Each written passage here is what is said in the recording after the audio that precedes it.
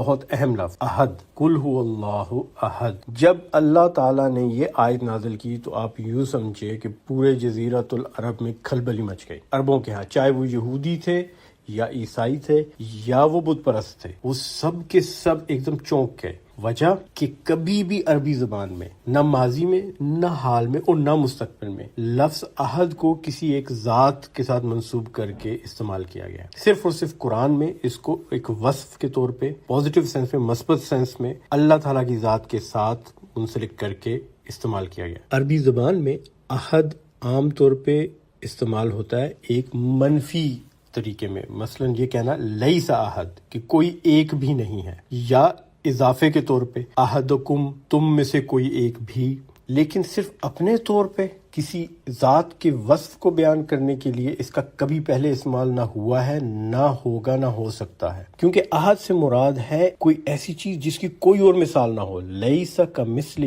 شیء، کوئی اور مثال ہی جس کی کوئی نہ ہو، اور دنیا میں ہر چیز کی کوئی نہ کوئی مثال مماثلت دی جا سکتی ہے، اور کوئی ایسی چیز نہیں جس کے بارے میں آپ یہ کہہ سکیں یہ احد ہے کہ اس کی کوئی اور مثال ہے ہی نہیں۔ اور عموماً عربی زبان میں جو لفظ استعمال کیا جاتا ہے ایک کے لیے وہ واحد ہے، جیسے واحد، اثنین، ثلاثہ، ایک، دو، تین، اور جس لفظ سے یہ نکلا ہے وہ ہے وحد، واو، ہا اور دال، اور وحد سے واحد جو ہے اسی میں سے وحدت الوجود آتی ہے، یعنی وہ تصور کہ اللہ کی ذات ہر چیز میں اور ہر چیز میں اللہ کی جھلک نظر آتی ہے، اور ساری کائنات اللہ تعالیٰ کے جسم سے، اس کی ذات سے بنی ہے، وحدت الوجود۔ تو جب احد کہہ دیا گیا تو وحدت الوجود اور واحد کو بھی رد کر دیا گیا، جو کہ ایک بہت بڑا چیلنج تھا